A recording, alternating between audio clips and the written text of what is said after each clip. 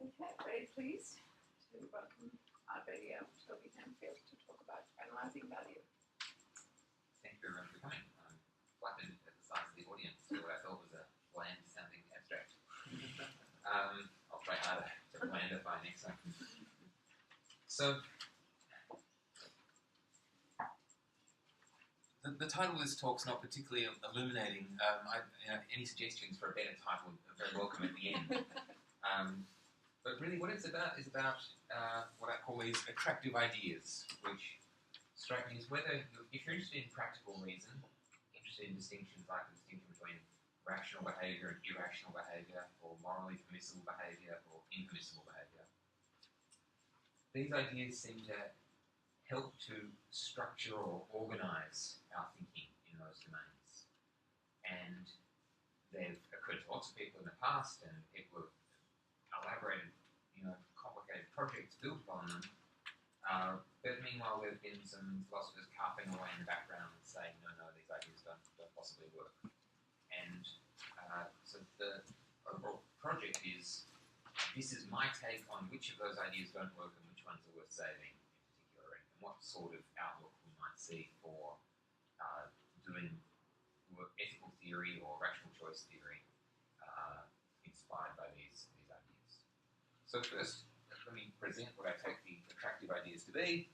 The first is kind of a teleological version of it, right? So a version that should be familiar to you from sort of consequentialist sort of philosophers, the idea that we've got these things which we can call outcomes, and there is some sort of ordering of them with respect to value. And I'm not really interested today in the difference between moral value or prudential value or other sorts of value that you might use to be the basis of your action.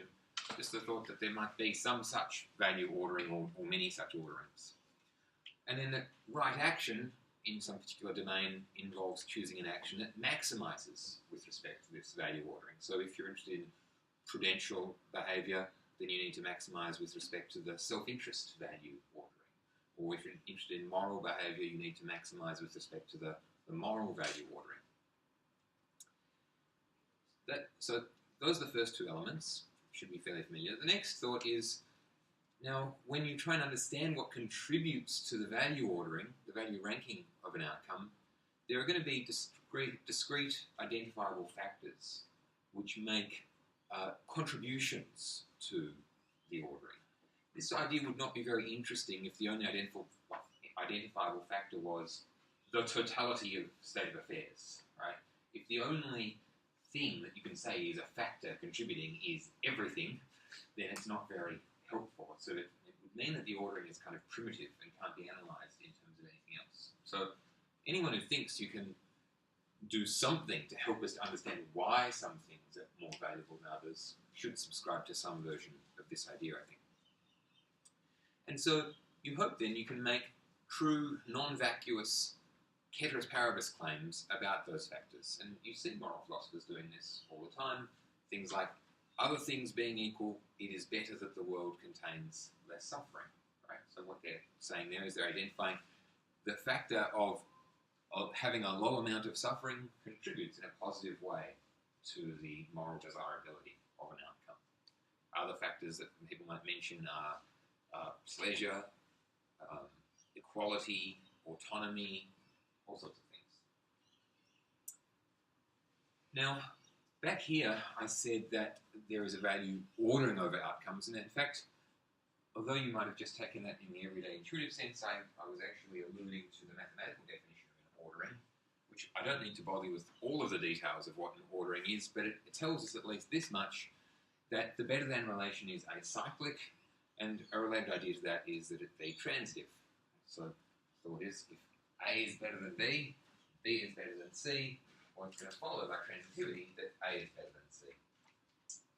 Acyclicity is just is related to the thought that you won't have scenarios where A is better than B is better than C, and C is better than A. Acyclicity is in fact a slightly weaker condition than requiring transitivity, and it's sort of the one that's most helpful in a way to notice when things have gone wrong, if you people have violated it.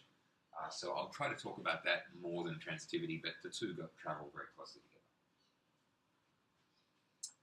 Now, so you might be anti-consequentialist. You might think there's something wrong with this value-maximizing way of thinking about practical reason, either in the moral domain or in the prudential domain. So let me give you what I think is a very similar but non-teleological version of it. Right? I hope you'll be able to see some tight parallels with this. So you might think that there are various possible actions. We're going to focus on actions now rather than upon outcomes. Okay? And there are identifiable factors associated with those actions that constitute reasons for or against those actions. Now, Shelley Kagan has termed the idea of ubiquity to describe one thing that goes with these factors. That is that they make the same reason-giving difference for every action where that factor appears and in every context of comparison when you're thinking about other actions to compare it with. And so this is ubiquity because the thought is, well, the factor always and everywhere makes the same difference. Now, so this is not supposed to be a radically different idea from what we had back here, where I was saying things like maybe other things being equal, it's better if the world contains less suffering, right? So you might say, well, here is a reason against doing something that it causes suffering. And it always and everywhere makes the same reason-giving difference, that it's a reason against doing the action. Here's though, a somewhat more deontological sounding reason you might identify that's kind of easier to put in this framework than in the teleological framework. Maybe other things being equal, it is worse to do harm than to merely allow it. That might be a reason which always and everywhere makes a difference to the desirability of doing that. Further thought, building on ubiquity, is the idea that the reason-giving difference made by factors is akin to adding weight for or against a decision in favour of that action. And finally, then, right actions are just those which are supported by the greatest weight of reasons. So the thought is that this avoids talking about maximising value, but it's still a very powerful sort of metaphor or way of thinking about the nature of practical reason that seems to have some important parallels with the teleological version. And the ideas I want to discuss are ideas which seem to threaten both of these ideas, both the teleological version and the non-teleological one. Okay? Let's pause there. Any questions about the kind of the target background ideas? Because this talk's going to get a little bit technical, that's partly why I've given you the handout so you can jump ahead and back. But do feel free to interrupt at any time. My thoughts are not that coherent and well organised that they won't suffer, that they will suffer for being interrupted. They won't. Okay, what are the worries we might raise about those ideas, though? Well, there are a number of famous examples that have been discussed in various parts of the literature. One is Quinn's self-torturer. So those of you who heard it, bear with me, but here's the idea. Imagine you're offered to be attached to this, well, maybe you're not even offered, but you're attached to this device that delivers electric shocks to you. And it delivers them in very fine gradations. It has setting 0, which delivers no shock whatsoever, 1, 2, 3, 4, right up to setting number 1,000. And you experiment with the machine for a while, and you find that any two adjacent settings are so similar you can't tell the difference between them. Right? It just feels completely negligible to you, whatever difference there is.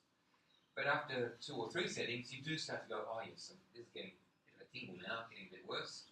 By the time you get to setting 1,000, it's excruciating, it's agony. You would pay almost anything to go back to a lower setting, such as setting 0. Now, if we offer that every single time you advance the machine a setting, and you're going to be attached to this for the rest of your life, unfortunately, every time you advance by 1 setting, we're going to pay you $1,000, but you'll never be able to turn it back. Well, it looks like there's a pretty good reason in favour of cranking it up each setting, because each time you go into a setting you won't be able to tell is any different from the one you're currently on, but you'll be $1,000 richer. However, by the end, you get to setting number 1,000, and you go, oh my goodness, why did I do this? I am $1 million richer, but I would pay more than $1 million to go back to setting 0. So what seems to have happened here is that if we call each setting S subscript whatever, for whatever number it is, so S subscript 0 is the first setting, and S subscript 1 is the first setting, is setting 1. And this greater than symbol I'll just use to represent your preference or your valuation or your judgment about what you should choose out of these two?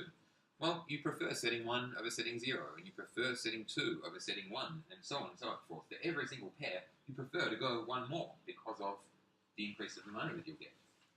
However, at the end of that sequence, you find that you prefer the very first setting, or setting 1 or setting 0, over setting 1000.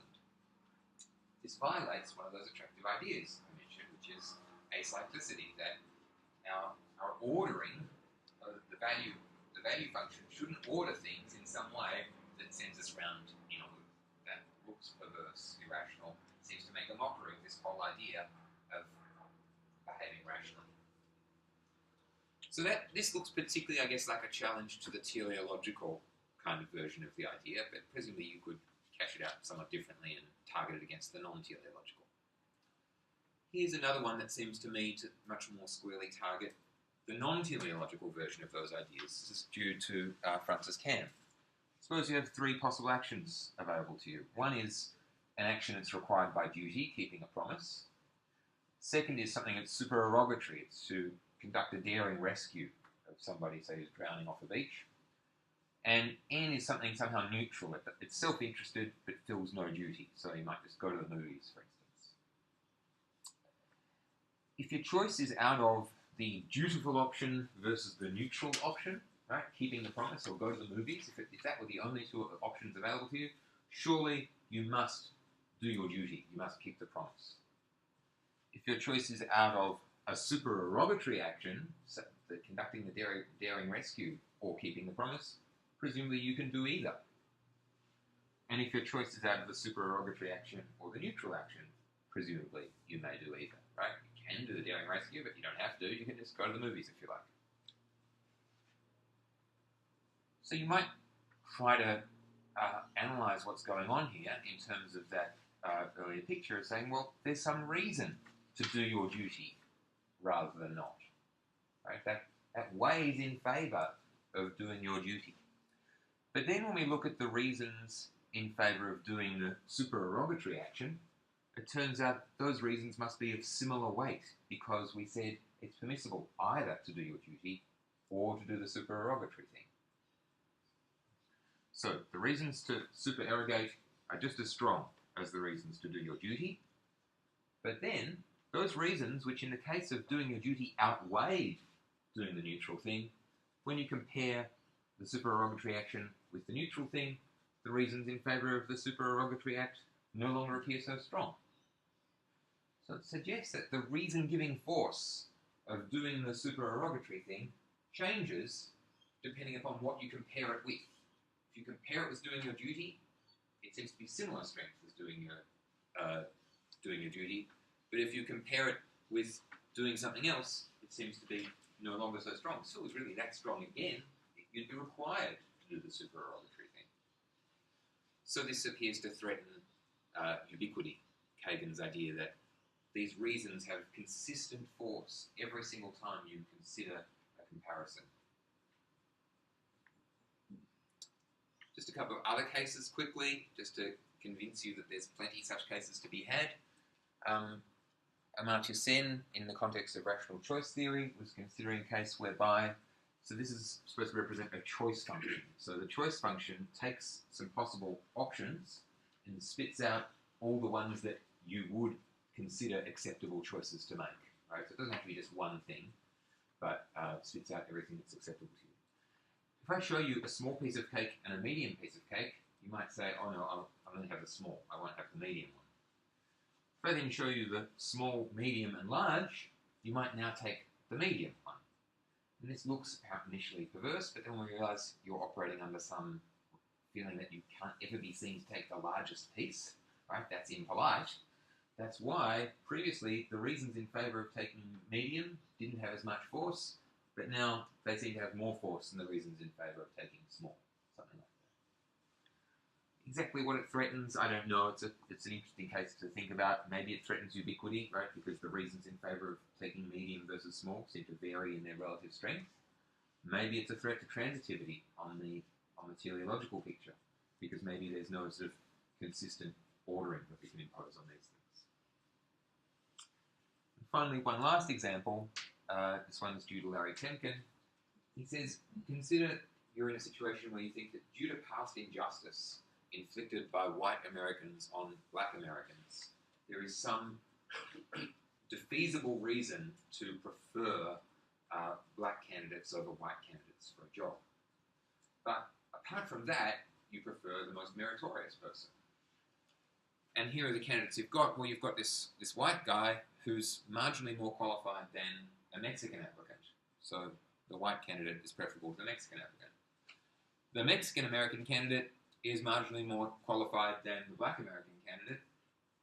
But the difference between the white American and the black American is not so large that it doesn't get outweighed by your concern to do some positive discrimination and hire a black guy over a white guy if you can.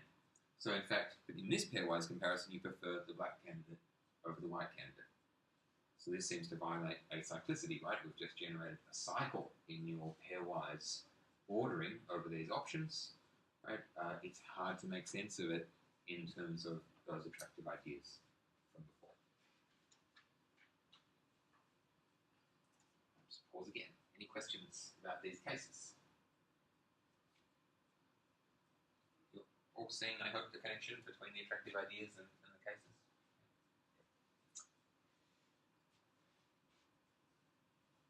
One last illustration of why we might care about these attractive ideas, as I call them. This is coming from a paper from Shelley Kagan in the late 80s.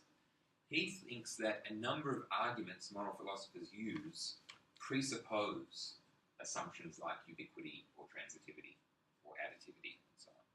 So consider the famous argument James Rachels gives about the moral irrelevance, or for the conclusion that it is an irrelevant distinction to distinguish between doing versus allowing harm.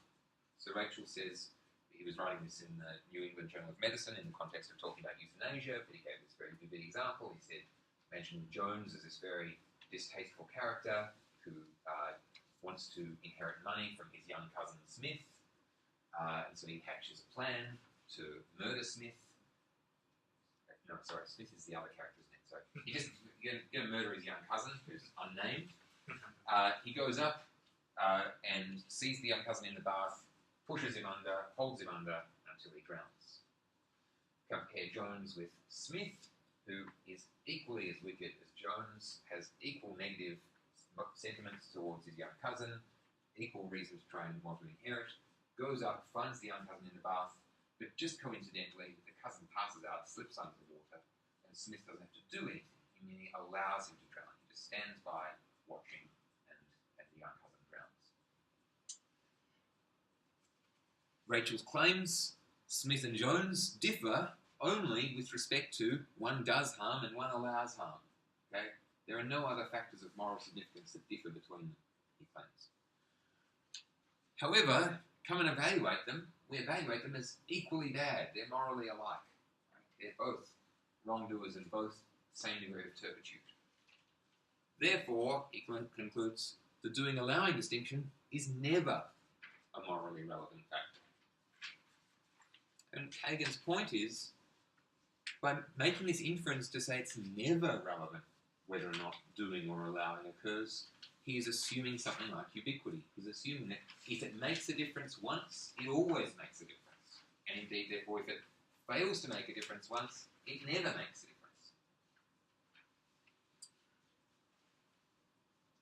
Moreover, there are people who oppose Rachel's and offer arguments like this. They say, well, look at these two characters, Y and Z, they differ only in doing allowing. My favourite version of this is no check versus shoot. So in the no check scenario, Jim realises that by writing a check for $50 and sending it to an anti-malaria charity, he could save a life. By not writing the check, he allows some child unknown to die, but saves $50. That seems to be allowing harm. Now imagine Jim's counterpart who sees a child about to steal $50 from his wallet. He can do nothing and be $50 poorer, or he can shoot the child and therefore not suffer the loss of $50. Right? So seems that in terms of financial difference, the two scenarios where you shoot the child versus not sending the check, just the same. The big difference is, and a child dies in both scenarios, but in one case you do the harm, and the other you allow the harm, right? So they differ only in doing versus allowing. They are morally very different, surely. Surely it's much worse to shoot the child than it is to merely allow a child to die. Therefore, doing allowing always is a morally relevant factor, is the conclusion. And the point is, this comes to the opposite conclusion from Rachel's, but it again seems to assume ubiquity, seems to assume that because it makes a difference here, it is going to make a difference in every pair of cases we consider. There's another slightly more complicated sort of argument he considers, which he calls a transport argument, where you try to transport the reason you identify in one case into another more complicated scenario. So there are these debates about, do the numbers matter when you have a chance to save people, right? You've got your rescue ship and there's one person drowning over there and 5 drowning over there. Given that people have to die, is there a morally overriding reason to try to save a large number? Unfortunately, in fact, give everyone an equal chance of surviving, which means there's a 50% chance you save just the one. Here's a sort of argument you might give. You might say, well, if my choice is out of saving one versus saving no one, everyone's going to agree you should save the one, save it to person C. What if I've got 2 individuals I can save, person A and person B? Well, they seem to be equally desirable. Well, let's somehow transport the reason in favour of saving C into this case, and we should be able to conclude saving A plus saving C is going to be better than saving B. Saving 2 is better than saving 1. Okay. This seems to assume not just ubiquity, but seems to assume his further idea of additivity, that these reasons act like weights that you can add up, and you're trying to pick the action that has the most weight in its favour.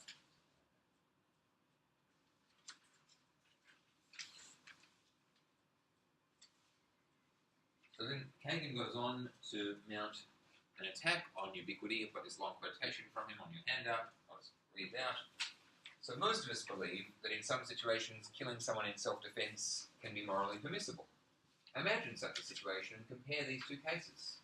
It then gives us one case whereby, right, so there's this crazed attacker coming towards you. In one case you have to, push them off a cliff. In the other you have to merely stand aside and they're going to accidentally run off the cliff.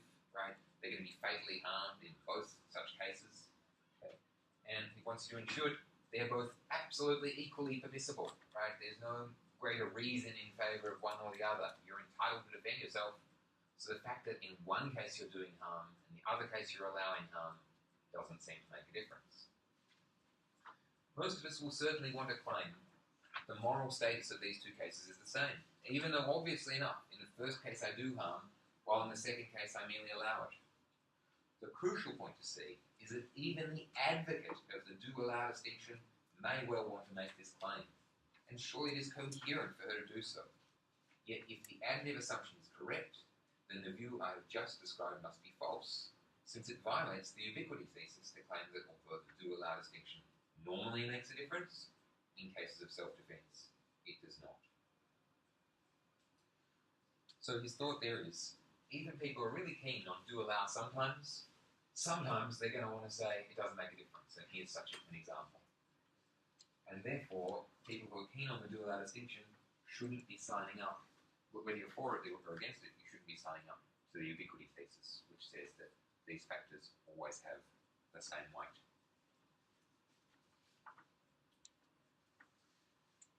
So, first, I'm keen to save ubiquity. I want to say, to identify a kind of trivial way we can try to respond to what Kagan's doing. One response is to say, oops, we made a mistake. Doing allowing is not the right specification of the relevant factor. Okay? We've got to allow somewhat more logical complexity in our factors than just doing harm or allowing harm. And you indeed could kind of lay down as a methodological requirement that when we try to identify factors, we're doing it with a view to making sure ubiquity is satisfied in the end. Because that would be really neat if we could satisfy ubiquity. It would allow transport arguments and contrast arguments to work. So here's the sort of thing you could say in response to his self-defense case. You could say, consider a factor which ranks actions according to whether or not you breach your duty to avoid harm and do harm, or breach your duty to avoid harm and allow it. And if the action doesn't breach your duty to allow harm, well, it just doesn't rank them. In the self-defense case, I take it you don't breach any duty to harm, because you're entitled to harm people who are attacking you. That's the point of self-defense. So this factor will generally distinguish between doing harm and allowing harm, because the vast majority of cases we consider in that regard involve wrongfully doing harm or breaching a duty to avoid harm, but it doesn't get any purchase on Kagan's case. So if we stick in some extra conjunctions, as it were, to our specification of the factors, maybe we can respond to some of Kagan's concerns raised by particular examples like this.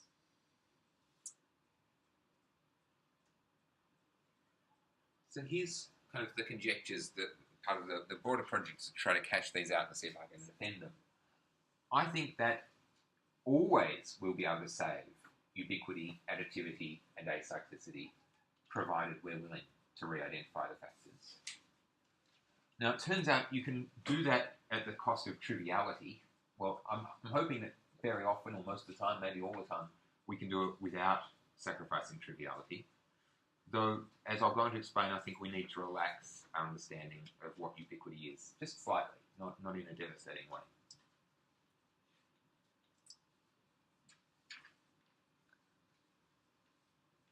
Let's see how far I'm into my handout. So briefly to advertise why this is worth doing, if you're not already interested enough in those puzzles of, hey, these seem like attractive ideas, these seem like examples that cut against them. Here are the sorts of payoffs I think we might potentially get. So first, we might be able to say back to Kagan, that's okay, I can still do moral philosophy using those very appealing seeming arguments. Second, it'd be nice if we could give a sensible verdict in these self-torturer type puzzles and say, it really is crazy if you turn the dial up to 1,000, you have made a rational mistake, which at the moment we're struggling to be able to explain why that's so. More broadly, I think if we give up on ubiquity, give up on transitivity, give up on all those attractive ideas, it's doubtful there is any coherent subject matter practical reason. Right? I think it makes us skeptical about there being any meaningful distinction at all about rational or irrational. There might be some epistemic convenience in practical reason if we can appeal to ideas like ubiquity, and that's kind of the mirror image of Kagan's moral arguments, right? It's helpful if you can use transitivity by saying, well, it's hard to compare things A and C, but I can compare A and B, and I can compare B and C. Transitivity now tells me how to compare A and C. That would be great if we can do that. Finally, sort of a non-philosophical payoff, by trying to explore how we should identify relevant factors in our valuation, we might get some payoffs in empirical fields. So, that whole program of rational choice theory has been very influential in some parts of psychology, even more so in economics, and generally it's recognized that these models are hopelessly too simple, but once you open the lid on complexity, there's many, many ways in which you can complexify your theories to make them more realistic, or maybe we can get some useful lessons from trying to respond to these philosophical puzzles about more fruitful ways to make our theories of rational choice for the purposes of empirical investigation more realistic. Okay, so next part I want to actually do some work towards those conjectures. First, I want to try and get a more rigorous definition of what ubiquity is. And to that end, it's useful to use this notion of an increasing function. So this very elementary mathematical definition, a function, right, which is just something that takes inputs and spits out outputs. It's increasing if and only if, I forgot an F there, if and only if for all x and y, such that x is greater than y, the output of the function on x is greater than the output of the function on y. Now, this notion seems roughly, but very roughly, as a first approximation to correspond to what we're trying to get at when we talk about how, gee, when you increase pleasure, you increase value, right? Value seems to be an increasing function of pleasure. But the problem is, value seems to be a function of many such factors. Very few people are just straight hedonistic utilitarians and think pleasure is the only thing. If we want to have a value function that takes into account many things, how do we adapt this notion of increasing function to that? So we want to kind of basically catch up what is it in terms of this functional analysis language to talk about, to make one of these ceteris paribus claims. Another thing we want to do is we want to adapt this to use only partial orders. Right? So a partial order is a ranking that might rank some things, but might also allow some incomparabilities along the way. I'll probably get some examples soon that might help to make that more concrete. I'm going to skip over my... Well, no, I just will say a brief little apology about some of the symbols here. So I generally want to use the greater than symbol just to mean better than, according to our ultimate value function that features in that attractive idea. Okay, so I'm not going to say greater than, I'm going to mean better than. However, on one or two slides, I think I slid back into using it in the old-fashioned mathematical sense as greater than in terms of a quantity that I think will be obvious from context. This is just at least as good as, right? So just saying it's better than or equal to, or equivalent in value to. This is equivalent in value. I won't try not to explain these other fancy ones to do with incommensurability just yet, but it's important we make reference to this subscripted version. If I subscript my greater than symbol, or my equivalent value, or my at least as good as symbol with some letter I, what I'm saying there is better with respect to that factor, and that's a candidate factor that might be relevant to determining value overall.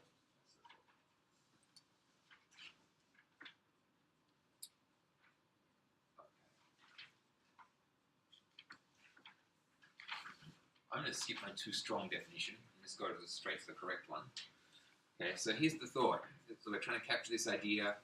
What is it to make ceteris paribus claims? How does that cash out in terms of ubiquity using this notion of an increasing function? So I want to say that the at least as good as relation, or the better than or equal to relation, is an increasing function of a whole set of other orders. So those are better with respect to factor 1, factor 2, rather than factor n, if and only if, for all x, y, z, I, and j, such that x is overall at least as good as y, and z is better than x with respect to factor I, and for all other factors j, z is equivalent to x, then z is at least as good as y. So all that's saying is basically that ceteris paribus idea. Let's say our factors of concern are pleasure and equality. And we've established that 20th century Australia is better than 18th century France, all things considered, taking into account pleasure and equality. So not these are really outcomes, but suppose they were outcomes. There are ways you could make the world in the future. And then I imagine some further variant that is just like Australia with respect to equality, that has a little bit more pleasure. Then this is saying if our overall betterness function is an increasing function of pleasure and equality, then you can conclude Australia with more pleasure is better than 18th century France. Note, just at the one sort of nicety though, I went with this rather mild thing at the end here. I just said Z is at least as good as Y. I didn't say Z has to be better.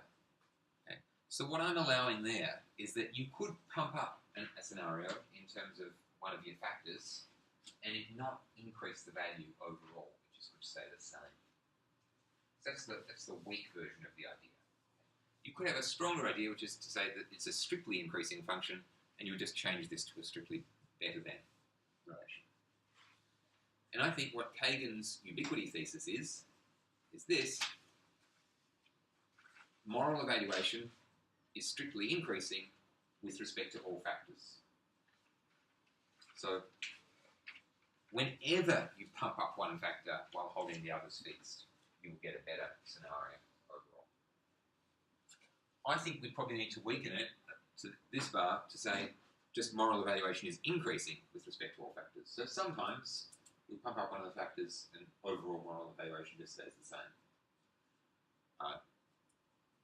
That's one of the ways in which I think we might need to weaken it. Another aspect might come out later on.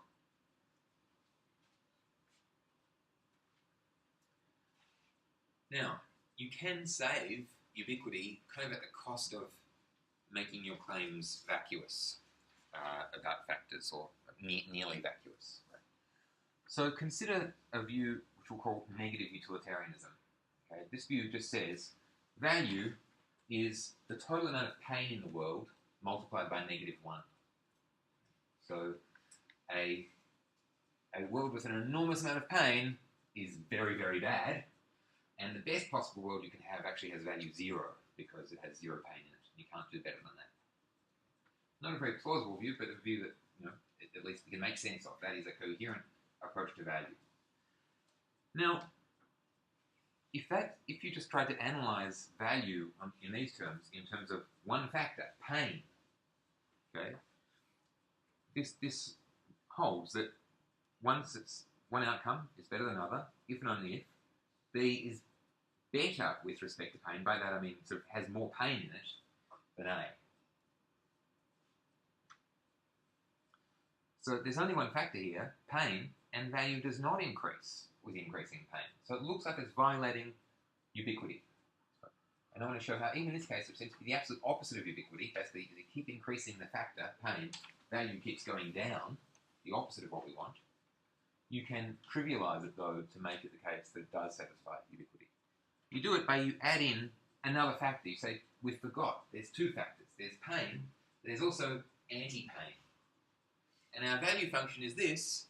So an anti-pain is just -2 times the amount of pain in the world. Our value function is, the total value of the world is the amount of pain, I've made it positive now, okay, plus the total amount of anti-pain.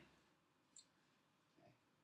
So what you do is let's say there's 100 units of pain in the world, you add in 100, but then you subtract 200, so you get an overall score of -100, which is exactly what this function over here did when we said there's 100 units of pain in the world, total value of the world, -100. Very same thing. They're completely arithmetically identical, these two expressions. But if I'm allowed to say there are two factors that contribute to value, pain and anti-pain, I can say it's always the case, other things being equal, it's better that there be more pain. Why? Because things are never equal. Every single time I push up pain, I also push down anti-pain. So there is no possible world in which you hold the value of anti-pain fixed, but increase pain. So it kind of comes out as vacuously true that our value function is increasing with respect to pain. Pain contributes positively to goodness, but only in this vacuous sense. If you don't get the mathematical trickery behind this, don't vex yourself over it, because it really is an utterly trivial trick once you see it. But the point I want to make is ubiquity is very sensitive to how much freedom you have to make up funny factors like this, particularly factors that are not logically independent of each other, where it's impossible to affect one without affecting the other, or even just where there's just possible interaction between them. That's going to make it easier to save ubiquity. Oh, I mucked up that slide. Let me reconstruct what it says. Let me give you some more plausible examples, though, just to help you get the spirit of what might be going on here.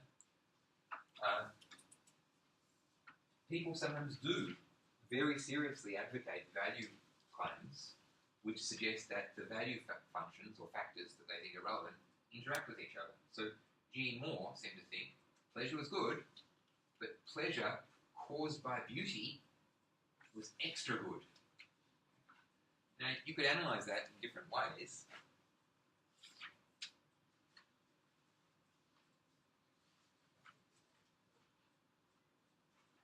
I don't know if I did a slide on this. No. Okay, so you could...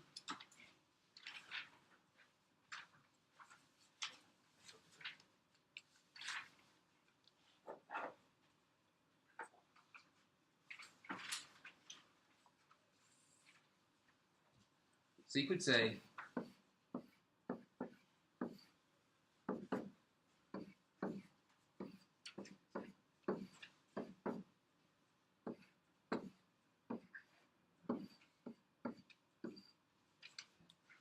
the total value is the total amount of pleasure in the world plus the total amount of pleasure caused by beauty in the world. You kind of get to double count the pleasure caused by beauty because it features here as well. That's a real case where there will be interactions then between the factors, where sometimes it won't be possible to increase one factor without increasing the other. That seems like not an utterly crazy kind of view. So there might be real reason to take seriously the possibility of logical interdependence between our factors, and that's going to make it easier to defend the idea that we've got a value function that's increasing with respect to those factors. The other example I had in mind was John Broome in discussing the value of maybe how equality might impact upon your individual welfare. You might be less well off because you're around other wealthy people, and not because of psychological effects, just kind of because of their existence. And that means then that your well-being depends upon other people's well-being, and so there's going to be interdependence between your factors there.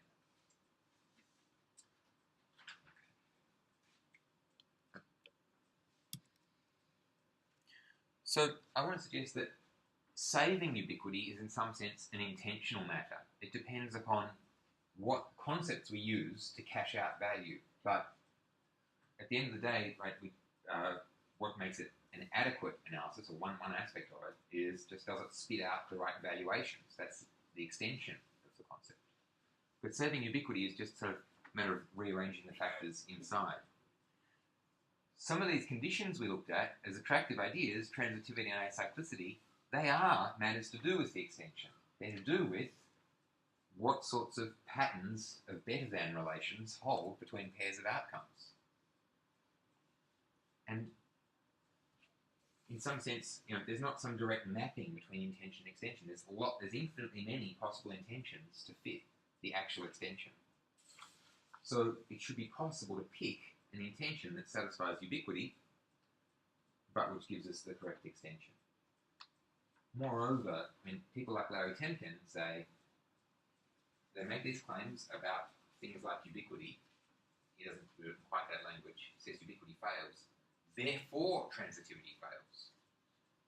But the problem is, it seems always open to us to redescribe the factors in a way to save ubiquity. Therefore, it can't have any implication for whether or not transitivity holds. Transitivity holding is logically independent.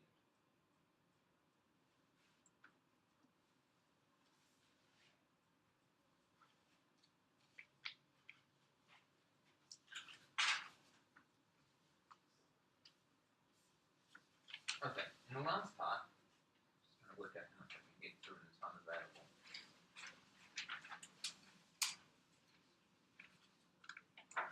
What I want to do now is introduce you to a dominance rule, that is a rule that lets you take very limited information about how things compare with respect to a bunch of factors and somehow aggregate it into an overall ranking. So here's the hope. If we restrict ourselves to factors that are prima facie plausible, we don't use that cheating kind of method of making up weird ad hoc ones. Could we use simple dominance rules to recover plausible results about overall betterness? Dominance rules, I'll show you what one is if you're not familiar with the idea in a moment, but the problem is they tend to either be hopelessly weak, they tend to tell you very little about how things compare, or they lead to violations of acyclicity. If they're too strong, they end up leading you into paradoxical scenarios. So here's the most famous kind of dominance rule, a Pareto rule. So let's suppose, so this is usually applied in the context where the various factors are individual well-being. Right? We're trying to aggregate facts about individual well-being into facts about overall well-being or overall social welfare or something. But the point's quite general. So let's say we've identified a whole set of factors, 1 through to n. A is going to be Pareto superior to B, if and only if, for some one of the factors, A is strictly better, and for all the others, A is at least as good. Okay? So A is either equal to or better than B in every other factor, and at least one, it's strictly better. And then you turn this into a rule for generating overall betterness by saying, if A is Pareto superior to B, then A is better than B overall. Okay? It's just a sufficient condition, not necessary. So you could have other information added in to help do a bit more ranking. But so notoriously, if you actually try and use this for individual well-being and trying to sort out what's a good arrangement for the world, you find that almost all policy options are incomparable to each other. This rule is silent on how they compare, because almost everything you do is going to make somebody worse off. Right? It's very hard to find transformations that make somebody better off and nobody worse off. Now, this is where I need to talk a little bit briefly about incomparability. Okay, so if our factors turn out to be merely partial orders, right, so that is, with respect to equality, you can't actually compare all scenarios, or with respect to individual well-being, maybe two scenarios that are strictly incomparable. It turns out that the Pareto rule can't be applied to such cases, because the Pareto rule requires that your two scenarios be better than or equal to. That is, a definite comparison has to be possible. So let's say we have this scenario. We've got A is better than B with respect to factor 1. A is incomparable to B with respect to factor 2. Seems tempting, can't we say, by dominance reasoning? Well, look, if those are the only two factors, it's better in one respect, kind of, it's a draw in some sense on the other, they're incomparable, not ranked, therefore A is better overall. Well, the Pareto rule actually says nothing, it's silent, they're not Pareto superior. So could we extend it like this and say, well, if A is better than B with respect to,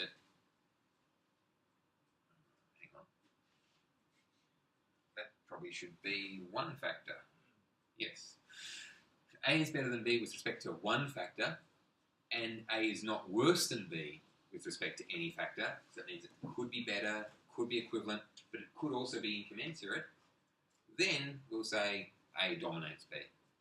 And then again, we'll say if A dominates B, that's sufficient for A being better than B.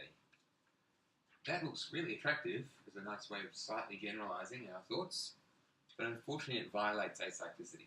So what I've got here is, this is the ranking with respect to factor 1. A is better than B, B and C are incomparable, C and A are incomparable. With respect to factor 2, B is better than C, but the other pairs are incomparable. And with respect to factor 3, C is better than A, but the other pairs are incomparable. You apply that simple dominance rule I just gave you, and you get A dominates B, dominates C, dominates A. So we've just created the cycle. So, the Pareto rule is incredibly weak. As soon as you add in this very modest beefing it up to help you rank these various orders, you're led into sort of incoherence. So you've lost acyclicity. There's this very interesting rule that at first I thought was just merely an ad hoc patch of no deeper interest that I came across from a graduate student who's now at Stockholm in an unpublished paper he sent me. He's got a rule that this looks like an ad hoc amendment to D to avoid the cycle problem I just showed you, something in between the strength of the Pareto rule versus the extended rule. But it turns out to have some quite interesting, attractive features to try to squeeze in. So his intuitive idea is this. If A is better than B with respect to at least one factor, and it's worse than B with respect to no factors, and it's not possible to devise a chain from B to A via other factors and via other objects of evaluation, then A dominates B. So what it basically says is, you do the same sort of dominance reasoning we spoke about before, but then you check, if I consider all the other factors and all the other things that I could be evaluating, can I work out any nasty cycle that could lead to a problem? And if so, then I'll just be silent about this pair, if there's a possible cycle. Turns out that this relation is provably asymmetric, acyclic, and transitive. Nice sorts of things that you might want. But it is in some sense context sensitive. By that I mean the ordering it will impose on a collection of objects depends upon what objects are in the collection. So the ordering factor it imposes on individual pairs of objects depends upon what else is in the collection it's trying to order overall. So just using the same example I had before, if you use Raumer's rule and evaluate A and B on their own, you get A is better than B. So how does that work? Well, look, A is better than B with respect to factor 1. They're incomparable with respect to the other two factors.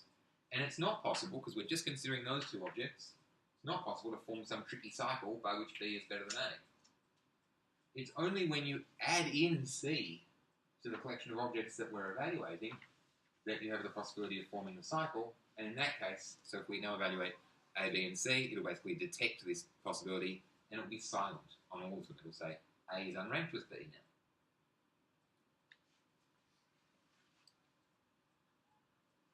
So it seems like there could be parallels between this context sensitivity of this dominance rule with some of the cases we looked at before that looked like violations of ubiquity. Let me quickly try to show you how it might apply in the self-torture case. Kind of, in a sense, diagnose what's going on in the self-torture case. I take it that there are two orderings here. Okay, one is the money-focused ordering. Okay, with respect to money, setting 1,000, that's where you get $1 million, is better than setting 999, where you get a little bit less, is better than all the way down to setting 1, where you get only $1,000. There's also what's called an awfulness ordering. This is where if one setting of the device is more awful than the other, right? Not just worse pain-wise, but dramatically worse, that's what this ordering is. Okay. With respect to awfulness, setting 1 and setting 2, you can't rank them. You can't really tell them apart.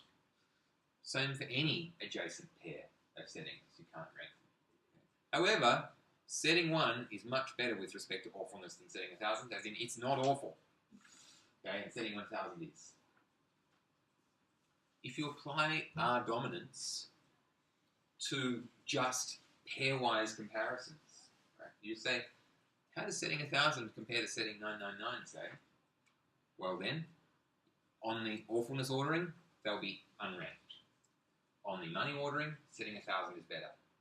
So R dominance says the higher setting is the better setting overall.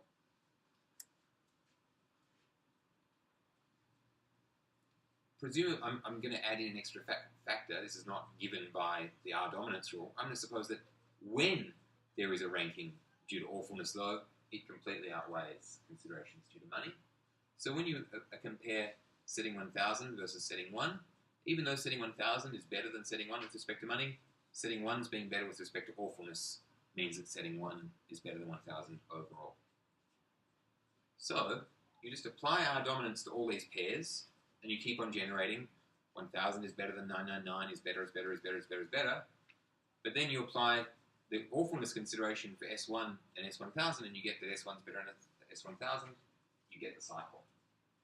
So provided we only do pairwise comparisons at a time, we'll be trapped into the cycle. If you apply R dominance to the whole collection, though, then pairs like S1 and S2 will come out as unranked, precisely because a chain can be made back via all the other settings. So if you apply R dominance to the whole collection, you do get out the sensible judgment that setting 1 is better than setting 1,000. And you lose the less sensible judgment that it's okay, I can keep on clicking up setting. Okay. You can do the same sort of trick with positive discrimination. Unfortunately, as far as I can tell, this trick does not shed much light upon the other examples, so it's not like this solves all problems in this area. Okay. What it seems to suggest to me, though, about Kagan's example arguments is there is definitely the potential for fallacy here. What we have to do is we have to hold fixed the domain of objects over which we're trying to do our evaluation. If you change the domain of evaluation, and you're using anything like that R dominance rule, you will get inconsistent results. Okay.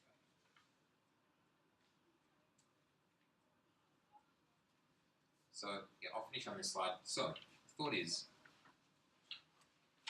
if our dominance, that sort of reasoning is part of our theory of value, we get the following. We get no reason, I think, to fear loss of acyclicity and transitivity, because our dominance is an acyclic transitive relation. What we get, though, is this epistemic practical difficulty. If you can only engage in lots of pairwise comparisons, you now know it's risky trying to aggregate them into a larger comparison.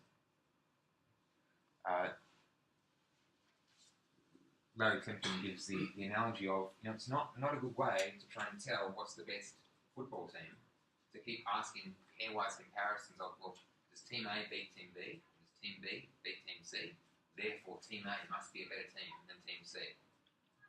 Because what makes you good is how you fare against every other team in the competition. Right? So if teams A, B, and C are just a subset of the entire field, this is going to lead you astray.